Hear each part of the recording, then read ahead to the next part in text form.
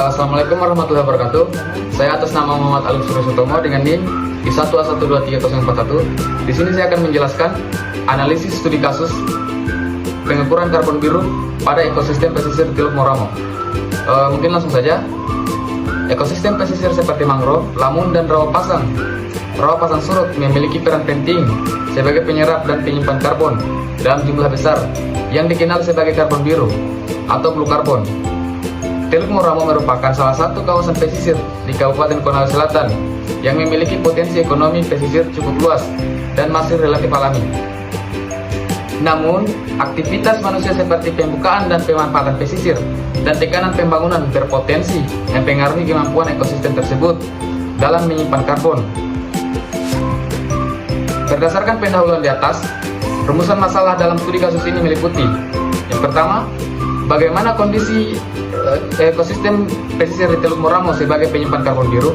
Kemudian yang kedua, berapa estimasi kandungan karbon biru pada ekosistem pesisir di Teluk Moramo. Dan yang ketiga, bagaimana peran ekosistem pesisir Teluk Moramo dalam mendukung mitigasi perubahan iklim. Baik, terima kasih atas kesempatan yang telah diberikan kepada saya untuk melanjutkan materi dari Saudara Alif Suryosutomo. Perkenalkan, nama saya NJ Mengayun dengan NIM I1A1234004. Baik, langsung saja pada bagian tujuan. Adapun tujuan dari studi kasus ini yaitu menganalisis potensi karbon biru pada ekosistem pesisir Teluk Moramo. Selain itu, untuk mengetahui besaran simpanan karbon pada ekosistem pesisir serta memberikan gambaran peran kawasan tersebut dalam upaya mitigasi perubahan iklim dan pengelolaan pesisir berkelanjutan. Yang keempat yaitu lokasi dan kondisi umum Teluk Moramo. Teluk Moramo terletak di Kabupaten Konawe Selatan, Provinsi Sulawesi Tenggara yang memiliki karakteristik perairan semi tertutup dengan keberadaan ekosistem mangrove dan padang lamun. Kondisi perairan yang relatif tenang mendukung perubahan vegetasi pesisir. Secara umum, kawasan ini dimanfaatkan oleh masyarakat untuk perikanan, permukiman, dan aktivitas pesisir lainnya yang berpotensi mempengaruhi ekosistem karbon biru. Baik, terima kasih atas kesempatannya. Di sini saya akan melanjutkan materi yang telah dibacakan oleh Saudari Enji Mangayun. Perkenalkan, nama saya Rahma dengan NIM I1A1234046. Lanjut saja, metode studi kasus. Metode yang dilakukan dalam studi kasus ini adalah pendekatan deskriptif dengan pengukuran karbon biru pada ekosistem pesisir. Data dilakukan melalui pengamatan lapangan, pengukuran biomasa vegetasi, serta pengambilan sampel sedimen. Estimasi karbon dilakukan dengan menghitung biomasa atas dan bawah permukaan serta kandungan karbon dalam sedimen berdasarkan nilai konversi karbon yang umum digunakan dalam kajian karbon biru.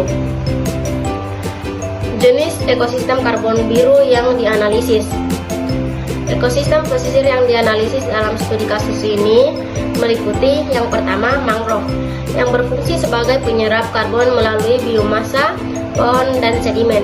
Kedua, padang lamun yang menyimpan karbon dalam biomasa daun, akar, dan sedimen.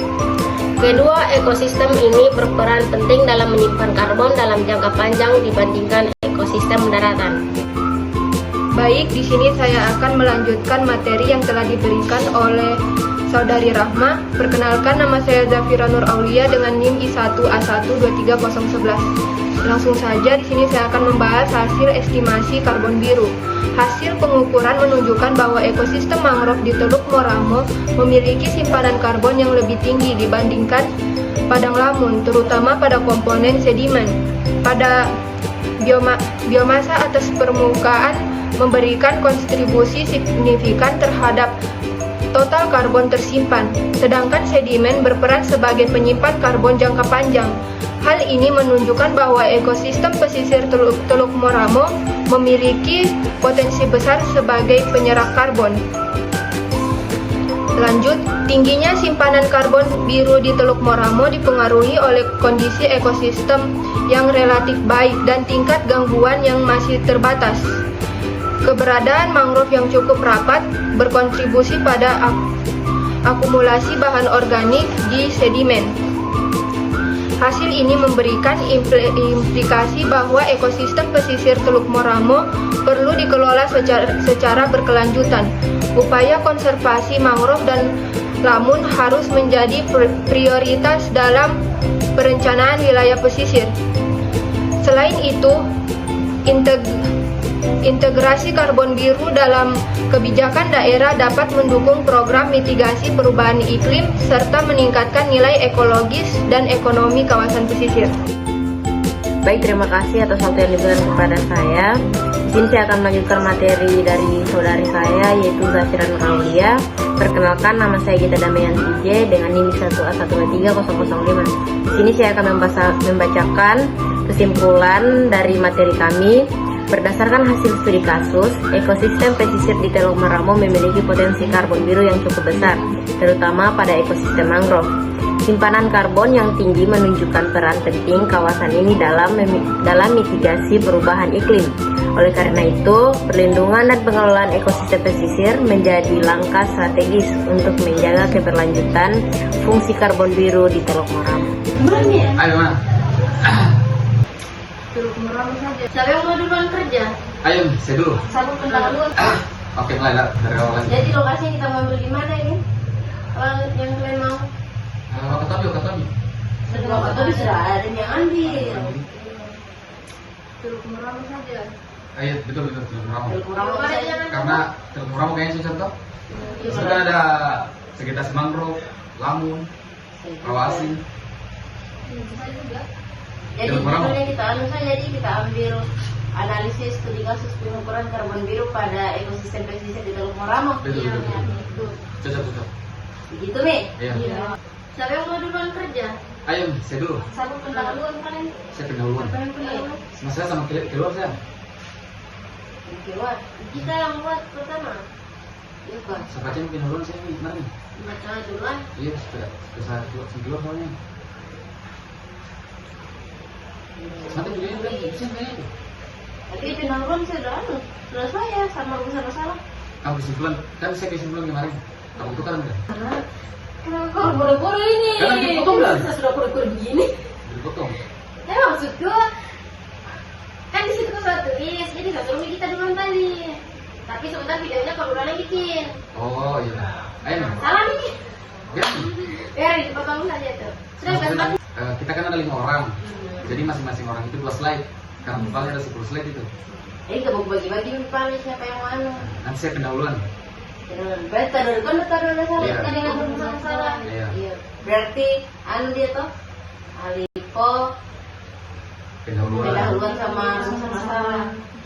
Kalau tujuan dengan lokasi dan kondisi ini dari mana? Enji? Berarti metode studi kasus dengan jenis ekosistem saya. Nama apa ini? Iya. Hasil estimasi sama pembahasan bisa ngambil. Berarti nanti saya ambil kesimpulan. Iya. Jadi kita mulai take video. Dan videonya itu kan kita jelaskan masing-masing. Iya, maksud kita take mulai. Kita mulai nih. Iya. Jadi buat masing-masing video di sini. Iya. Ayo, Cuma kayak kita masing-masing sendiri buat. Sendiri. Oh, kan kita menjelaskan tuh. Jadi menjelaskannya kita jelaskan. Aku saya kira sama-sama itu kalau ada tadi. Bukan sama-sama. Jangan, satu orang aja. Tadi kita baca masing-masing loh. Jadi nanti pas edit PPT-nya dari belakang terus kita ada di pojok bawah. Ya kayak seperti biasa. Ya presentasi biasa itu. Oke, langsung. Saatnya sudah